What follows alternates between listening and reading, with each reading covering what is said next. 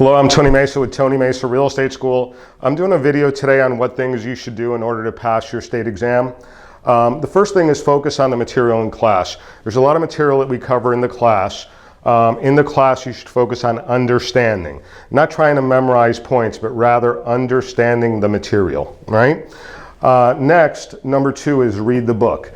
You're going to have a textbook for the course, and the idea is this textbook for the course, you want to read it one time from beginning to end, right? Now the textbook, it does have maybe some areas where things are stated a little bit weirdly, or it seems like they're putting information in one place that maybe would be better put in another place. That's all okay. You should read this textbook one time from beginning to end.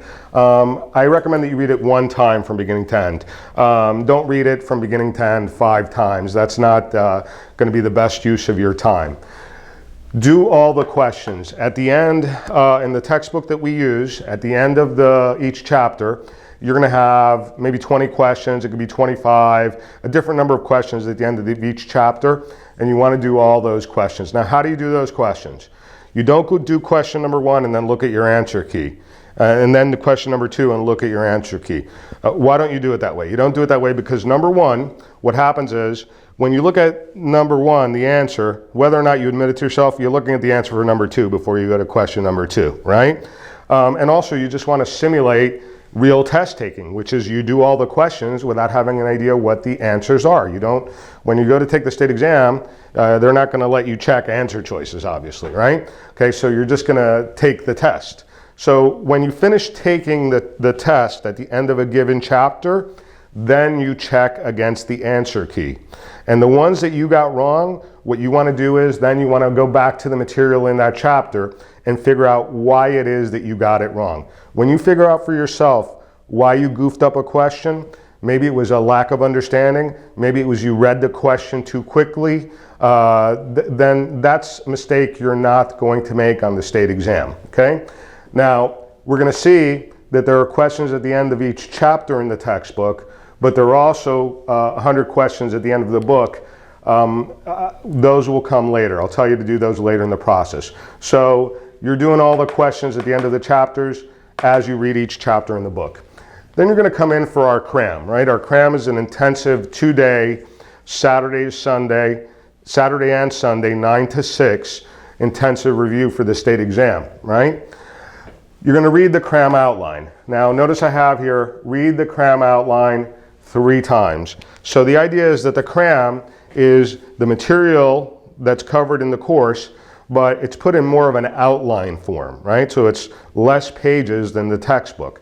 And the idea is that you want to read it from beginning to end one time, and then you want to read it from beginning to end again another time, and again from beginning to end another time. This is going to help you internalize the material. Don't read chapter number 1 3 times, and then chapter number 2 3 times, and then chapter number 3 3 times.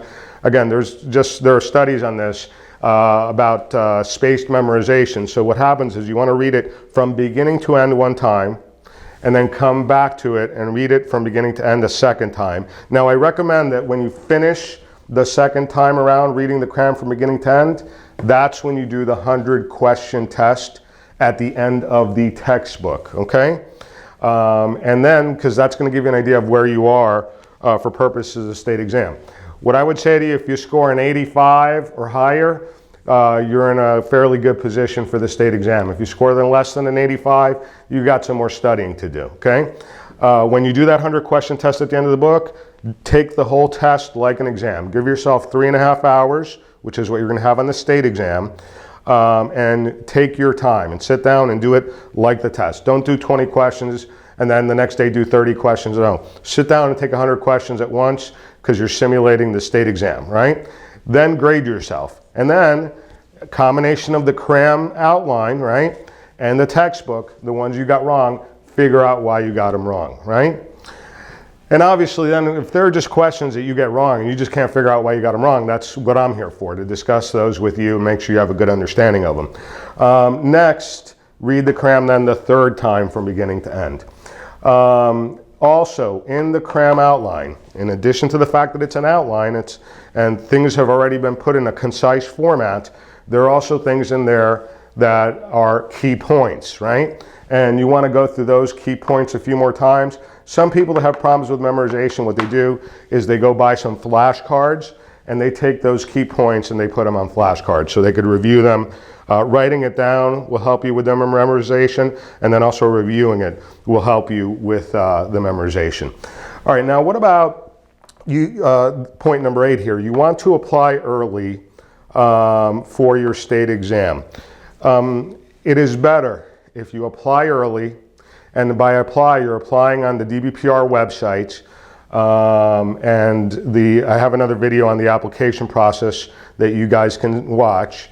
You want to both apply and get fingerprinted early so that your whole application is moving forward, so that you're able to go test quickly after you do the cram, right? So what happens is, if you take the entire course and then you take the cram and then you decide to apply, it might be another 3 weeks approximately, give or take, depending on how quickly they're processing people before you're able to go take your state exam. And what is it that happens? You start to forget material unless you're being very diligent about studying, right? So you want to apply early. This is a key factor that helps you pass the state exam the first time. Take your time during the test. The state exam is not meant to be an easy test. It is a challenging test. They give you 3.5 hours. Do not take the test in 45 minutes and fail by a few points, right? Do not take the test in an hour and fail by a few points. Read each question word for word. We go through a lot of test-taking techniques in the cram, but the idea is, things like don't add information into the questions. Use only exactly what is given to you, because they sometimes phrase things a little bit in a way where you start to think they must mean this or they must mean that. Next thing you know, you're answering a question that you created in your own mind as opposed to the question that's there on paper, right? So don't add things into the questions, right? And we go through a bunch of other different test-taking techniques.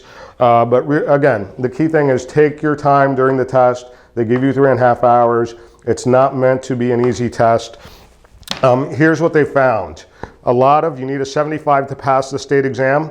There are a lot of people who score a little bit less and a little bit more than that 75, but the majority of people are right in that range. So what happens is by taking your time, by reading each question and each answer choice carefully, you're really maximizing your chances of passing the first time around.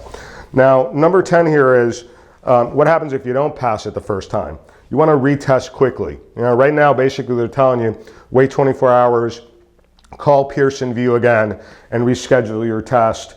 And you could take it as soon as they have a spot open. You don't want to, once you take your state exam, then say, I'm going to study for a month. That's been shown to be counterproductive. What you want to do is hunker down and study quite a bit for a few days and go test again quickly, right? And again, if you take the course here with me, then what happens is, if you don't pass it the first time, then we're going to sit down or talk and figure out what it is that you need to do in order to go pass the state exam. So those are some key points that you should keep in mind how to pass your Florida real estate exam. The other thing I would just want to mention quickly is you're going to have approximately 10 math problems. So you're going to have about 45 principles and practices, 45 law, and 10 math. Approximately, that's the breakdown of the state exam. That means you should be spending, maybe 10% of your time. I would say at maximum 20% of your time doing math stuff. Don't become obsessed with the math. You certainly want to give it some time because those are points, right? But the idea is don't become obsessed and spend half your time studying the math and only half the time studying the other stuff, because you're going to be tested 45 principles and practices, 45 law related, and then 10 math problems, right? So those are some of the key things for the state exam. Thank you very much. And again, you can find us at Tony Mesa realestateschool.com. So TonyMesarealestateschool.com, all one word. Have a great day. Bye-bye.